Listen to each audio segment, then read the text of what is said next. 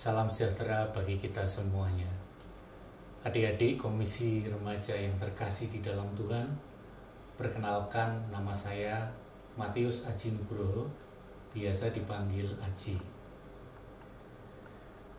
Pada kesempatan yang baik ini, bersama-sama kita akan merenungkan firman Tuhan dengan tema Tahun Baru, Hati Baru.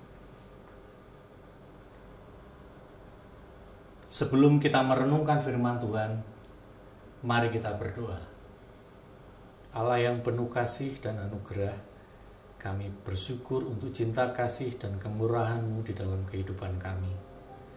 Dan di dalam cinta kasih-Mu itu Tuhan, kami hendak merenungkan firman-Mu. Kiranya Engkau memberikan kami dan memampukan kami untuk merenungkan dan melakukan firman-Mu di dalam kehidupan kami. Di dalam nama Tuhan, kami menyerahkan perenungan kami pada saat ini. Terima kasih Tuhan. Amin. Firman Tuhan yang akan kita renungkan pada saat ini terambil dari 2 Korintus 5 ayat 11 sampai 20. Demikian firman Tuhan. 2 Korintus 5 ayat 11 sampai 20. Pelayanan untuk perdamaian. Kami tahu apa artinya takut akan Tuhan. Karena itu kami berusaha meyakinkan orang. Bagi Allah hati kami nyata dengan terang, dan aku harap hati kami nyata juga demikian bagi pertimbangan kamu. Dengan ini kami berusaha memuji-muji diri kami sekali lagi kepada kamu. Tetapi kami mau memberi kesempatan kepada kamu untuk memegahkan kami, supaya kamu dapat menghadapi orang-orang yang bermegah karena hal-hal lahiriah dan bukan batiniah. Sebab jika kami tidak menguasai diri, hal itu adalah dalam pelayanan Allah. Dan jika kami menguasai diri, hal itu adalah untuk kepentingan kamu. Sebab kasih Kristus yang menguasai kami, karena kami telah mengerti bahwa jika satu orang sudah mati untuk semua orang, maka mereka semua sudah mati. Dan Kristus telah mati untuk semua orang, supaya mereka yang hidup tidak lagi hidup untuk dirinya sendiri, tetapi untuk Dia yang telah mati dan telah dibangkitkan untuk mereka. Sebab itu kami tidak lagi menjadi seorang juga pun menurut ukuran manusia. Dan jika kami pernah menilai Kristus menurut ukuran manusia, sekarang kami tidak lagi menilainya demikian. Jadi siapa yang ada di dalam Kristus, ia adalah ciptaan baru. Yang lama sudah berlalu, sesungguhnya yang baru sudah datang. Dan semuanya ini dari Allah, yang dengan perantaraan Kristus telah mendamaikan kita dengan dirinya, dan yang telah mempercayakan pelayanan perdamaian itu kepada kami. Sebab Allah mendamaikan dunia dengan dirinya oleh Kristus dengan tidak memperhitungkan pelanggaran mereka. Ia telah mempercayakan berita perdamaian itu kepada kami. Jadi kami ini adalah utusan-utusan Kristus. Seakan-akan Allah menasihati kami dengan perantaraan kami.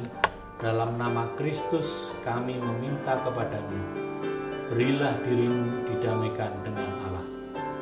Dia yang tidak mengenal dosa telah dibuatnya menjadi dosa karena kita, supaya dalam Dia kita dibenarkan oleh Allah. Demikianlah pembacaan firman Tuhan. Yang berbahagia ialah yang merenungkan dan memelihara firman Tuhan di dalam kehidupan sehari-hari. Kita sudah melalui tahun 2021 dengan lancar dan dengan penuh ucapan syukur. Tentu saja ada suka dan ada duka yang sudah kita lalui. Ada harapan yang terkabul dan pastinya ada juga harapan yang tidak atau belum dijawab oleh Tuhan Yesus. Pada saat ini kurang lebih sudah 1 minggu kita berjalan di tahun 2022. remaja pasti ada harapan-harapan dan juga ada cita-cita baru yang kita inginkan dan kita harapkan. Saya jadi teringat masa-masa waktu saya remaja dahulu, mungkin sekitar tahun 95 sampai 2001. Masa-masa SMP, masa-masa SMA adalah masa-masa yang penuh dengan kenangan dan tidak akan terlupakan. Setiap pergantian tahun, begitu banyak doa dan harapan yang saya rasakan pada waktu itu. Doa dan harapan dapat masuk SMA favorit pada waktu itu, SMA 1 atau SMA 3 atau di SMA TN. Selain itu juga saya juga punya harapan pada waktu itu, pada waktu masa-masa remaja, pengen bisa memainkan alat musik gitar biasanya saya. Dengan harapan pada waktu itu kalau bisa main gitar itu saya merasa keren. Saya merasa bisa mengiringi kebaktian dan juga bisa terlihat wow di mata remaja-remaja putri. Selain itu, pasti di setiap pergantian tahun ada harapan juga supaya saya secara pribadi dapat menjadi pribadi yang lebih baik, pribadi yang bertumbuh di dalam hati yang baru. Nah, yang menjadi pertanyaan kita bersama, hati yang baru, hati yang seperti apa yang harus kita miliki untuk menghadapi tantangan-tantangan di masa remaja yang pastinya penuh dengan tantangan. Mari kita merenungkan kembali di dalam 2 Korintus 5 ayat 11 sampai 21. Kalau kita mau melihat sejarah surat 2 Korintus itu ditulis oleh Rasul Paulus untuk jemaat di Korintus pada saat itu. Tujuan ditulisnya surat untuk jemaat di Korintus adalah untuk menguatkan dan untuk memberikan penghiburan bagi jemaat pada saat itu yang sedang mengalami kesengsaraan. Dan juga teladan dan contoh dari Rasul Paulus itu dapat mengilhami kita untuk tetap teguh dan setia pada ajaran-ajaran murni Kristus. Pada saat itu banyak sekali guru-guru palsu yang merusak ajaran-ajaran murni Kristus. Di dalam 2 Korintus 5 ayat 11, jadilah pribadi yang takut akan Tuhan. Di dalam ayat 12 mengajarkan kepada kita untuk tidak memegahkan diri. Ayat 13 mengajarkan kita untuk menguasai diri kita.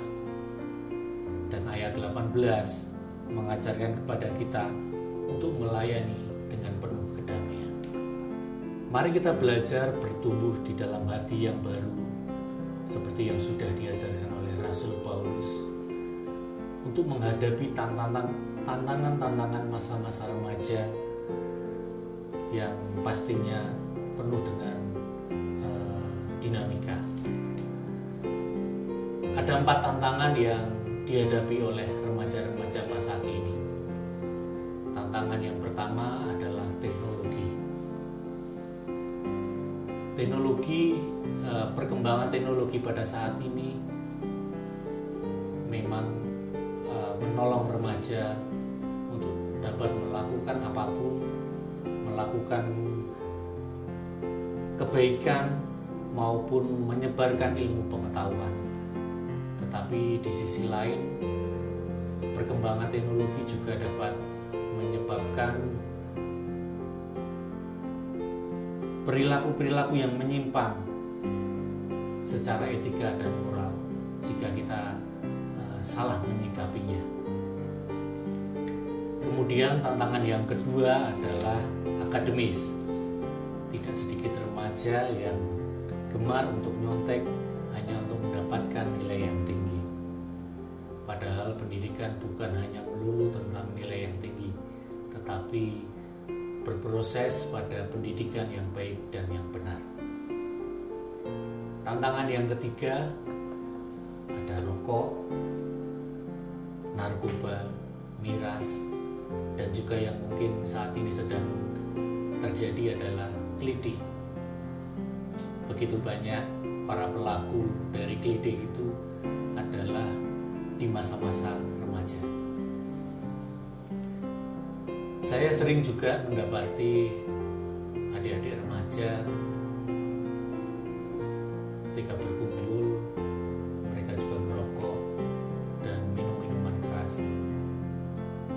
Dan sepertinya apa yang mereka lakukan hanya ingin tampil gaul, merasa keren, merasa gaul, padahal mereka tahu dan mereka menyadari bahwa itu adalah hal-hal yang negatif. Di sisi lain, menurut saya remaja gaul adalah remaja yang mempunyai prinsip hati yang kuat dan kokoh, dan juga mampu berteman dengan siapapun, dengan semua orang, tanpa melihat latar belakang dan juga perbedaan. Tantangan yang keempat adalah hormon. Perubahan hormon terjadi di usia remaja, dan itu adalah hal yang lumrah. Dan salah satunya adalah ketertarikan dengan lawan jenis. Kontrol, penguasaan diri, dan rasa takut akan Tuhan mencegah kita melakukan hal-hal atau perilaku yang menyimpang. Adik-adik remaja yang terkasih di dalam Tuhan, mari kita terus belajar dan bertumbuh, menghidupi diri menjadi pribadi yang takut akan Tuhan, pribadi yang menguasai diri, dan pribadi yang tidak sombong atau memegahkan diri, dan menjadi pelayan-pelayan muda yang penuh kasih dan kedamaian. Selamat menjalani tahun 2022, tetap semangat dan Tuhan memberkati. Marilah saat ini kita bersama menghadap Tuhan di dalam doa dan memohon pertolongan Tuhan supaya kita bertumbuh dalam hati yang baru di tahun 2022 ini. Mari kita berdoa. Kami mengucap syukur untuk cinta kasih dan kemurahan-Mu, sehingga kami dapat melalui tahun 2021 dengan sukacita dan penuh ucapan syukur. Mengawali tahun 2022 yang penuh dengan tantangan, kami memohon penyertaan-Mu ya Tuhan. Kuatkanlah hati kami, kuatkanlah jiwa kami untuk dapat menghadapi dan melalui tantangan-tantangan tersebut dengan penuh ucapan syukur. Kami menyadari bahwa semuanya tidak mudah, tetapi kami yakin dan percaya pada cinta kasih penyertaan-Mu yang membuat kami tetap kokoh untuk menapaki jalan manapun. Terima kasih Tuhan. Amin.